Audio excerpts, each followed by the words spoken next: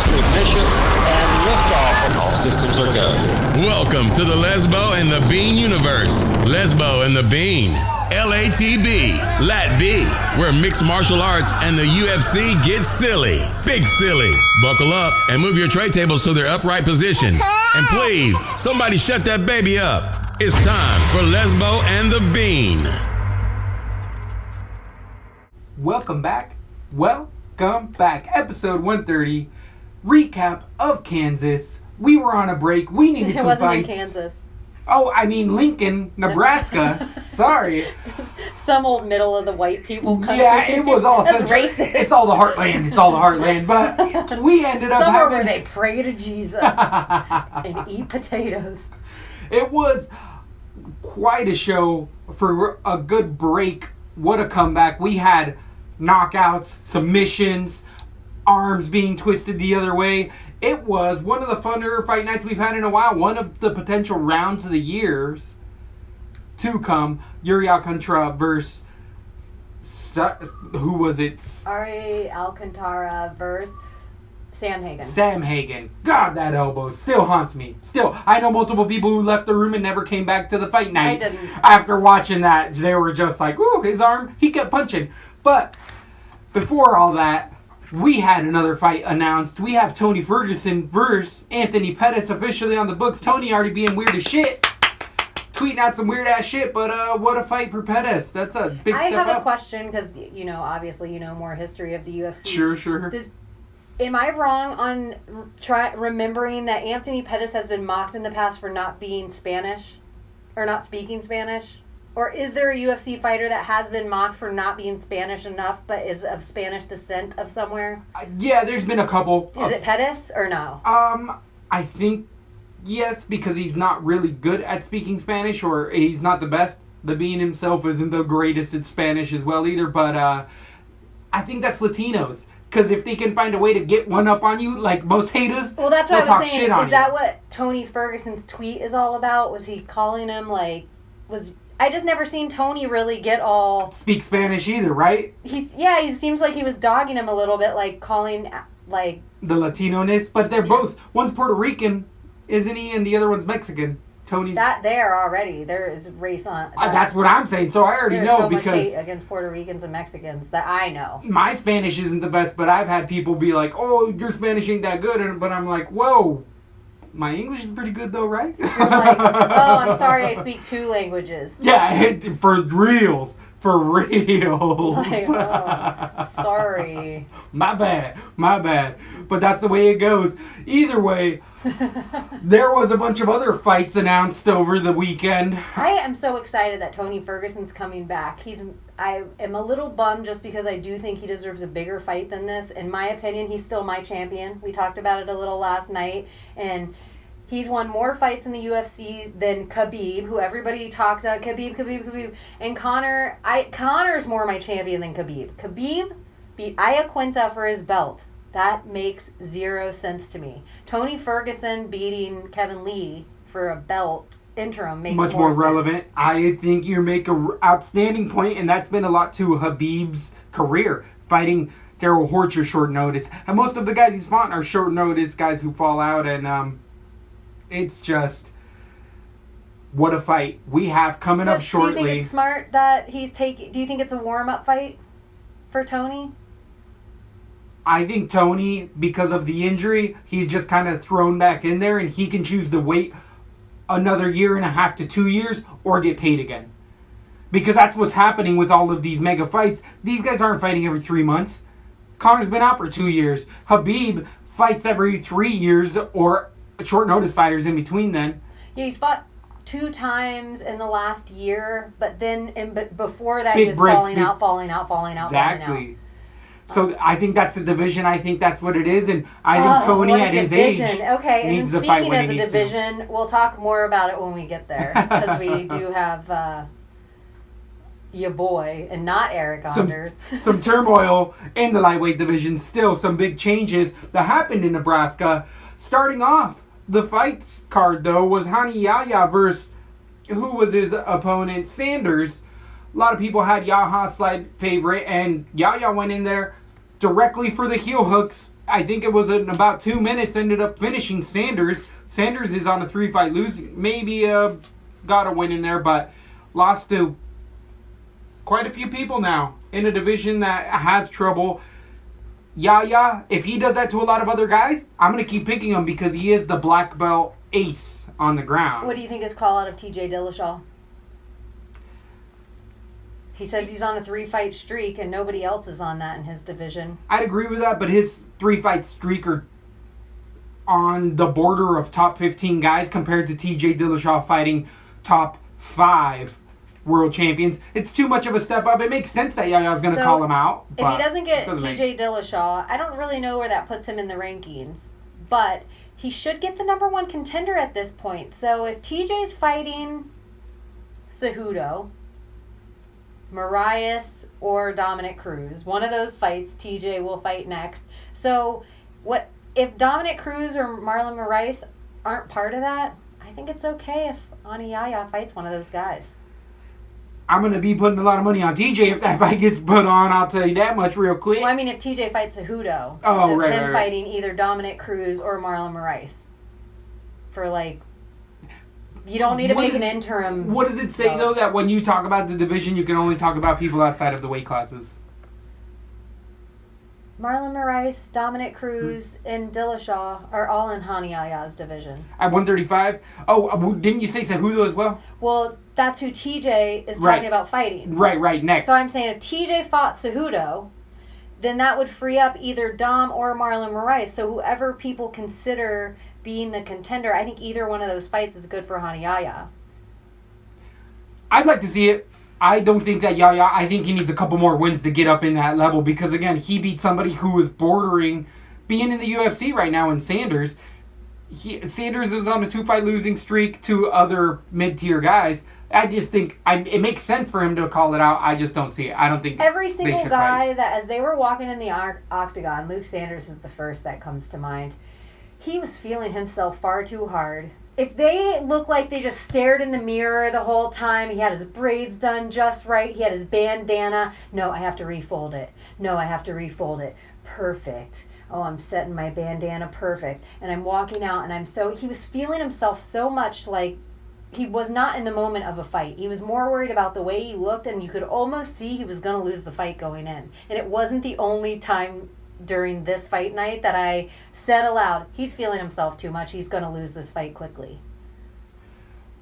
We need to get some live bets going somehow and then make some cash out on those. Yeah, right?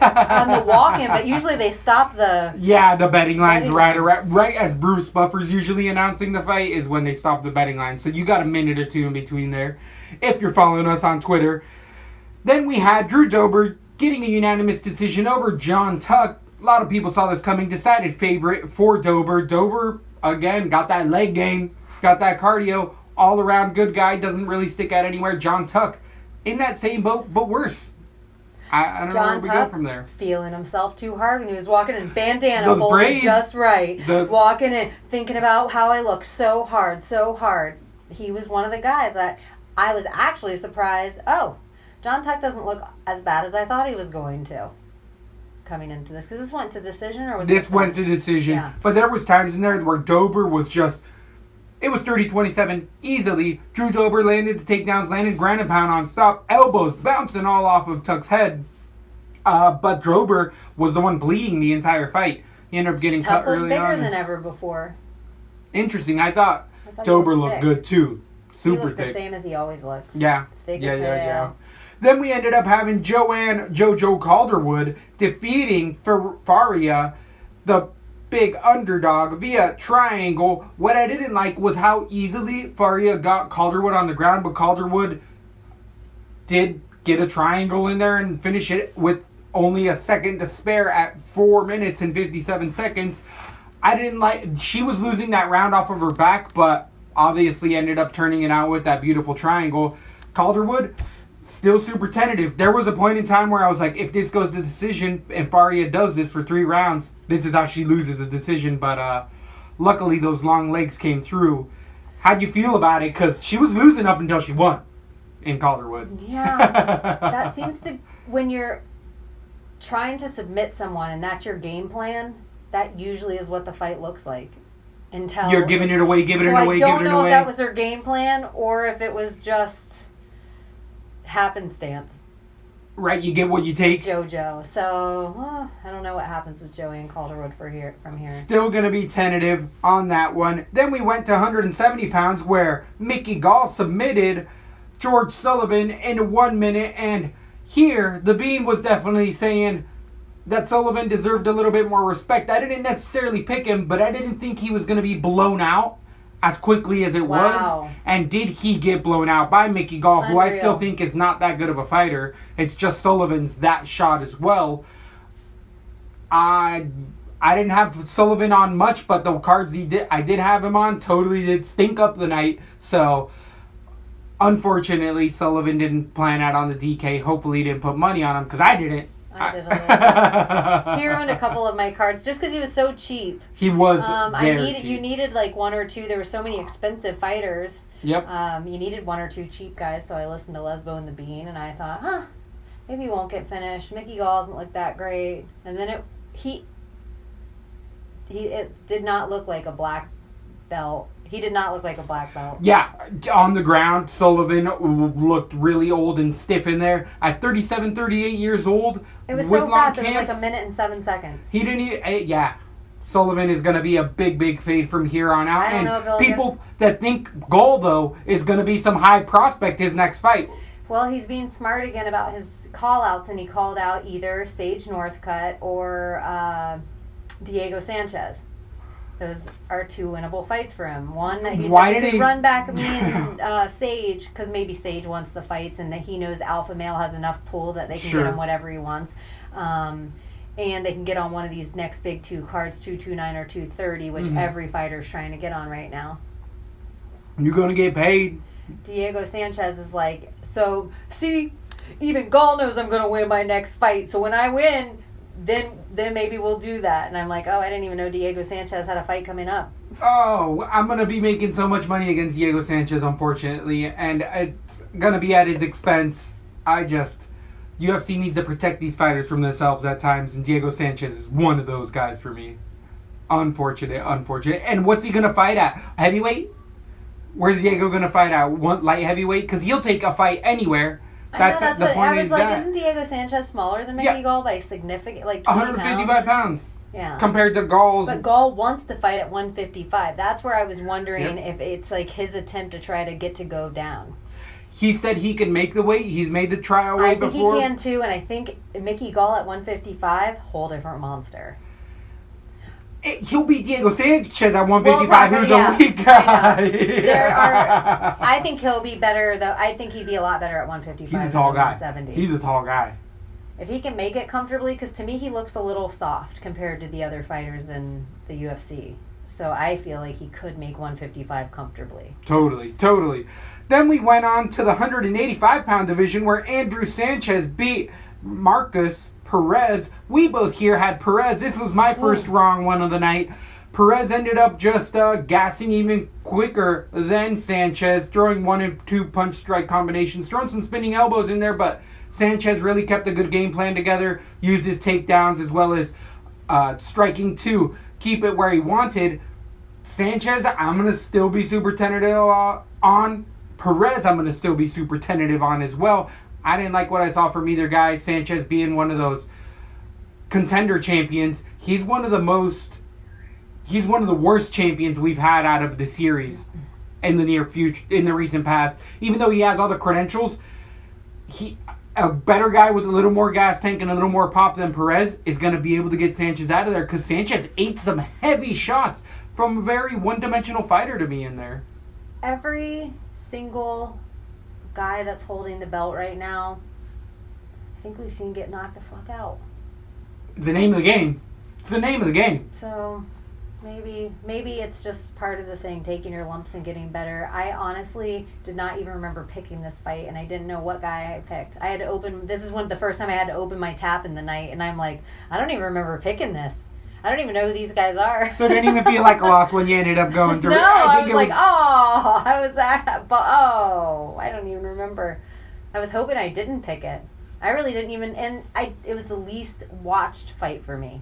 I would agree with that, and I actually didn't expose myself at all on DraftKings, which really helped me out on the night to pick those guys that got the finishes. One of them being Sam Hagen. We talked about it earlier against Yuri Alcantara. Alcantara, though, still, as I was saying before, crafty mofo who will put you in really bad spots. It's whether that gas tank ends up going on throughout the night for him, and it did not. After he ripped Sam Hagen's elbow apart, he pretty much gave up, and at the beginning of the second round, ate another straight couple punches, went to the ground, and just pretty much huddled up.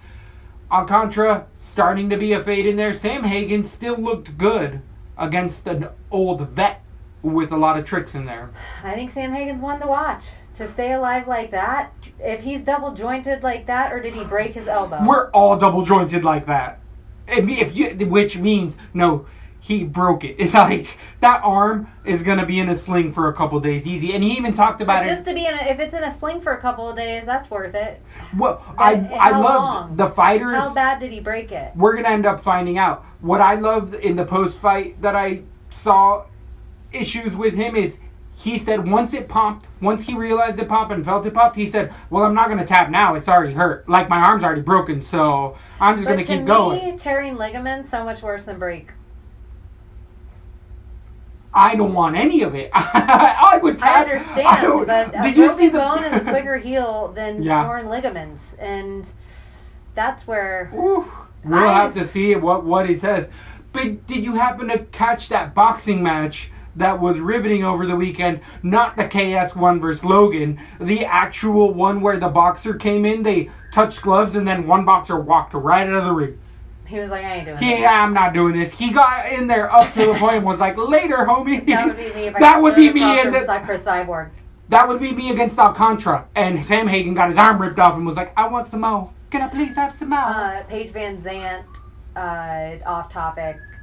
In my head, that moment, this is what all went through it. I was picturing that would be me staring across from Chris Cyborg. If I had to fight in the UFC, what would be because then I thought Jessica I. That wouldn't be me staring across from Jessica I. And I thought, she'd probably beat me up for sure. And then I'm like, well, who would be my best shot? Maybe I'd be okay against Paige Van Zant. Like, maybe that would be my best shot in the UFC. And then I was like, oh, Paige Van Zant got a fight coming up in January. Oh, breaking. Talking about shots in midnight showers, we have Paige Van Zant versus Ostovich in probably one of the best fights we've seen in a long time. Paige Van Zant, hashtag fake news.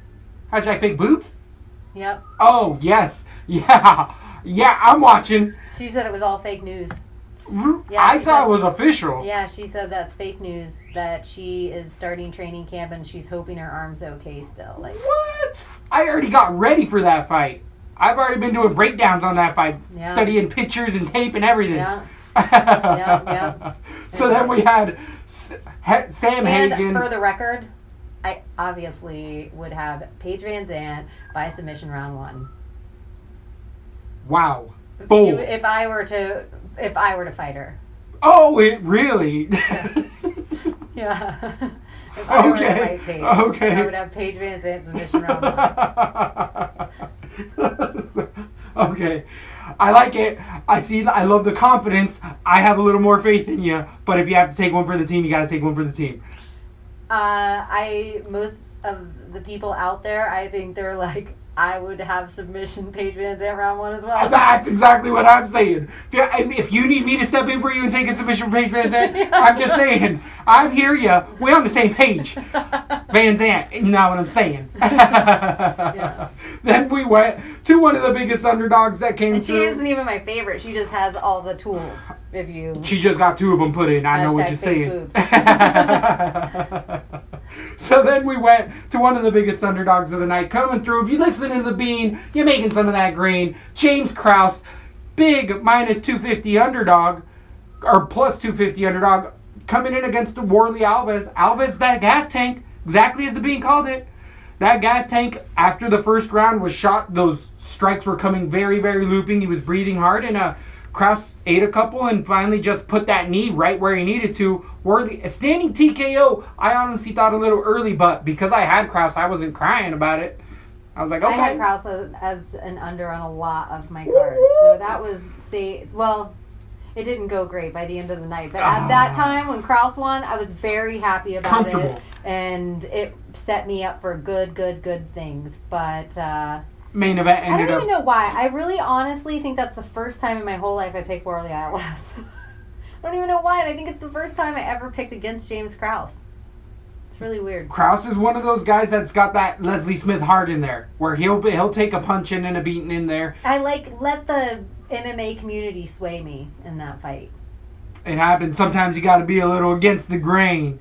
But there's many fights to go. There's a lot of other spots, especially coming up, not next weekend, the weekend after, in a fun one. There's no fights next weekend? There ain't no fights next weekend. We're going to have another little break, but then we get into a hell of a pay-per-view that we'll talk about later on. Well, if we have a hell of a pay-per-view, are we going to need a double show for it? No, I don't think so. No. I think we'll be able to cover it solidly because I was barely looking into it. There's a few fun ones, but there's some that we'll be able to skim through. It's not like 229. Nah, it ain't no 229, but it's definitely a fun one to start off after another little short break.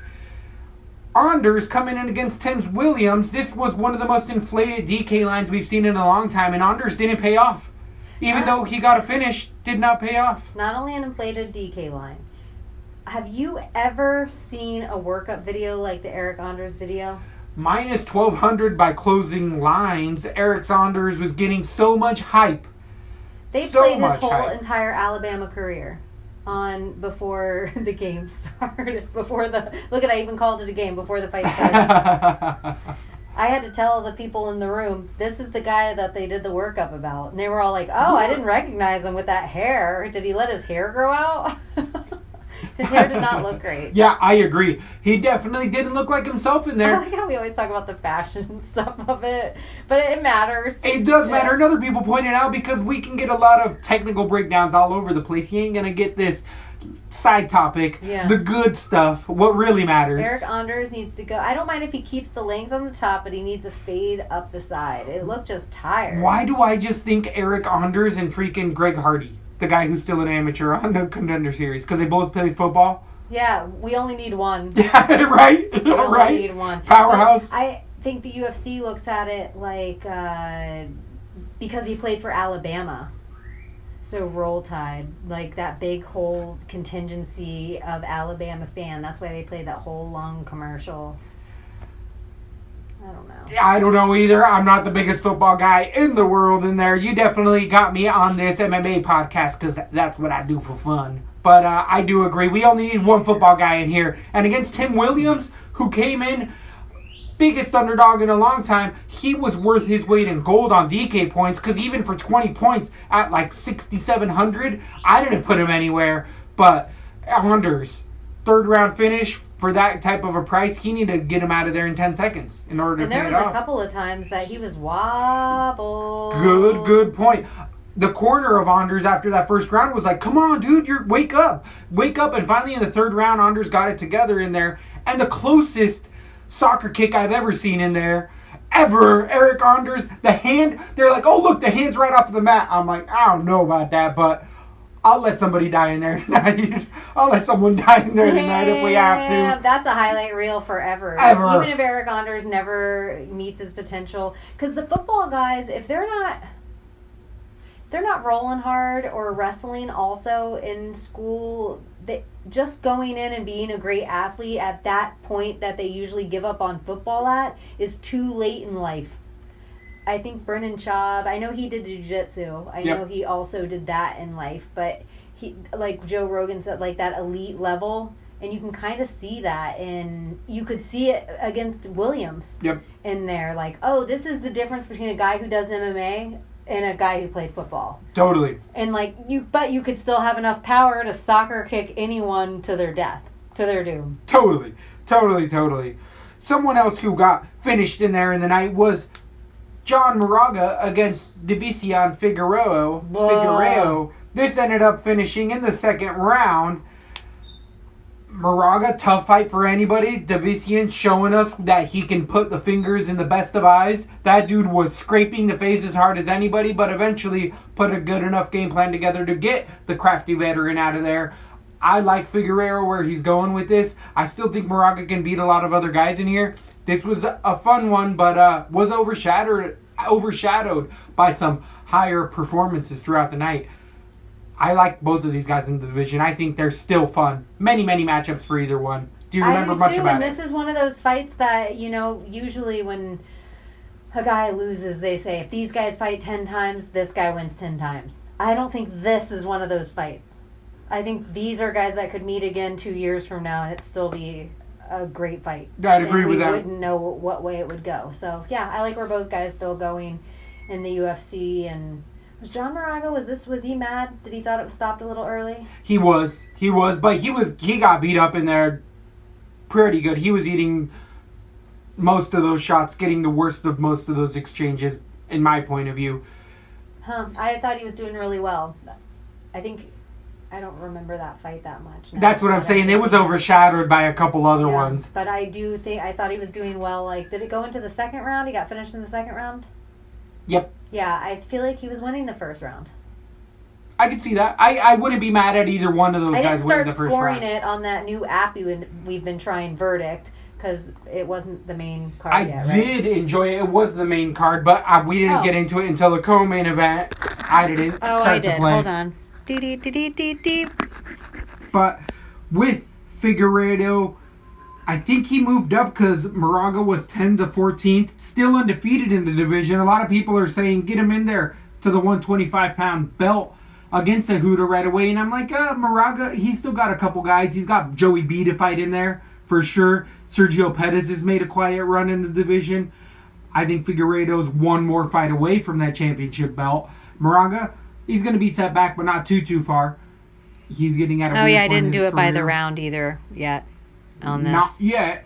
But maybe the next one you didn't need to for sure, because we had Brian Barberena finishing off Jake Ellenberger in a quick 2 minutes and 26 seconds. Everyone saw this coming. It's more of a fade on Ellenberger than anything. Don't call Barberena a knockout puncher, because he ain't. You can tell me all you want for half an hour. He ain't a knockout guy. He's a grinder who can finish people that don't have chins anymore. Jake Ellenberger being one of those guys. But it was sad to see those gloves be put in the ring, but not really, because it's the best thing for Jake Ellenberger. Why does he need to get put to sleep like that? There's no reason. It's time for him to move on, and I'm liking seeing that change into the guard. Brian Barberena is going to have a long career on this, but do not put too much stock in here. Jake Ellenberger was not a worthy opponent, unfortunately, at this point of his MMA career. Yeah, it was a good thing. I'm glad the rings or the gloves were put down. Totally. So thank you, Jake Ellenberger, and have an amazing retirement. And as far as where does what's his face go from here? Barberena. Anybody, because it doesn't do anything for him. He's just a gatekeeper. Exactly. The beating Ellenberger doesn't move him up anywhere in my eyes. Then we ended up going to a dirty split.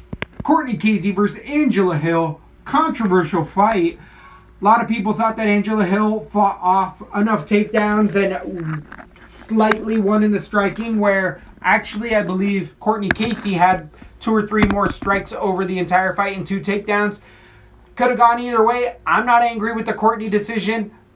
Even though I had Hill, this was one of the few ones I got wrong in the night, but I didn't put too much weight in it betting-wise and or my DK-wise, so it didn't affect me all that much because we knew what we were getting here. Same. I actually agreed with the judges and felt like Angela just quite didn't do enough to pull it down, and the takedowns there, I think there was a takedown in 2 other rounds that just cemented it for Courtney Casey. Both girls, this is like the same thing as before. If these fighters fight 10 times, this fight, who knows what happens. Yeah, it's 50-50 for sure. But guess what? There is never going to be one of those riveting knockouts in this fight at all. I feel like both of these women ate each other's best punch and just kept walking forward. And that's pretty much what it turned into. Yeah, it was a stalemate. Totally. Then we went to the co-main event. Dirtiest split of the night. Ended up favoring, for me, I had Johnson against Feely. Even though Feely paid off his money DK-wise, I ended up picking on that Velocity Vector, what's that site? Verdict. I ended up having 2 rounds against 1 to Michael Johnson, but Johnson ended up getting 29-28 over Feely. Feely did get a 30-27 in there, split decision.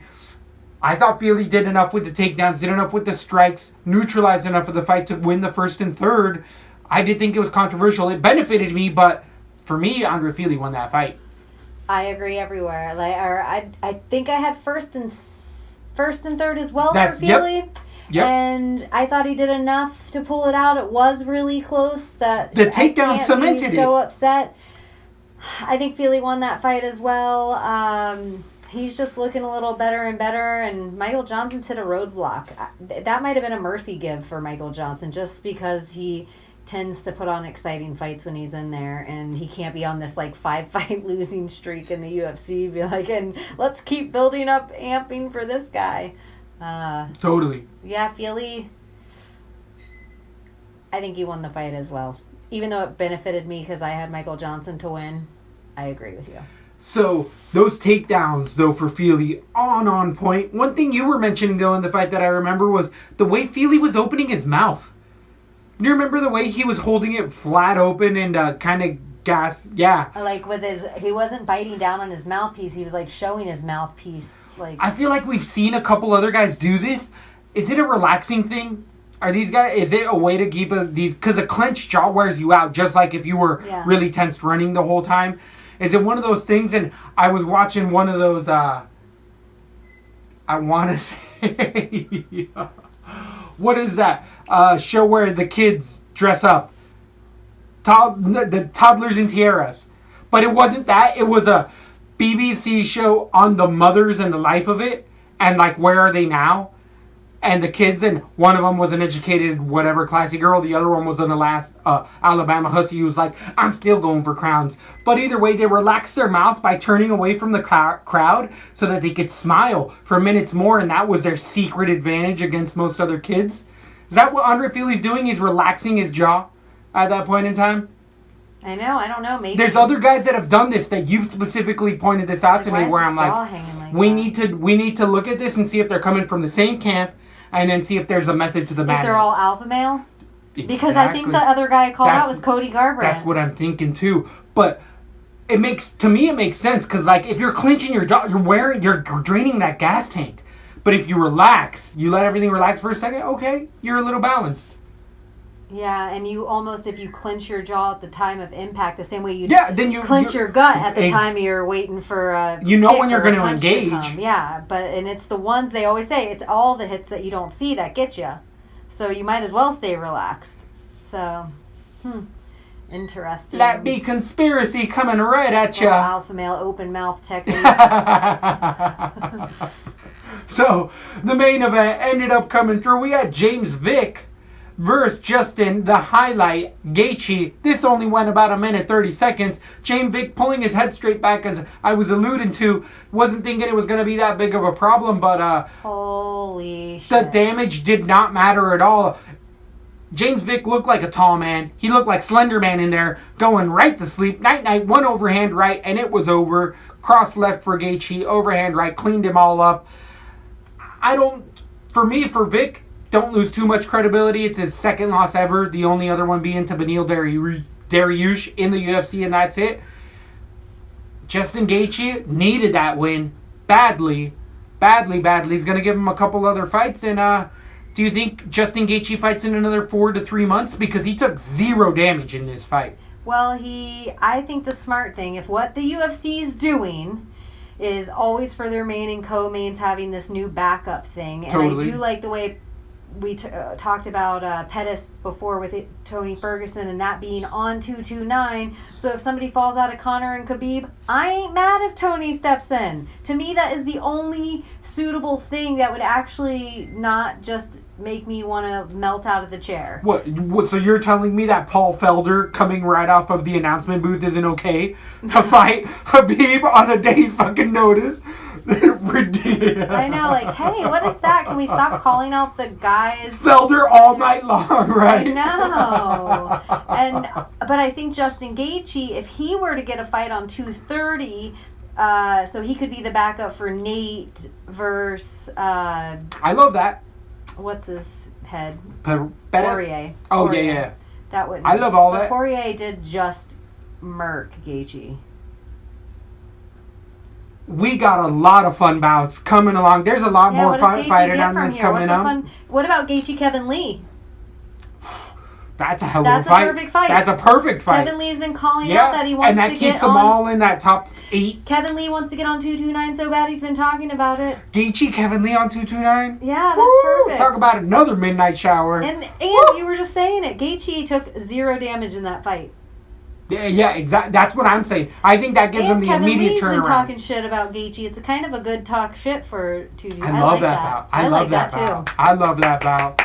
I think that's what we need to start. We need to start petitioning that on social media. Definitely. So I don't know what's gonna happen Wednesday. I guess we'll have to figure something out for Wednesday since there's not a show, but we will come at you. You know we got that quality content. It ain't easy being cheesy, but here we are. Yeah, that's it. So thanks for listening and have a great week. Let's move the beat. Thanks for listening to LaTB. For all things Lesbo and the Bean, head over to lesboandthebean.com or follow us on Instagram, Facebook, and Twitter.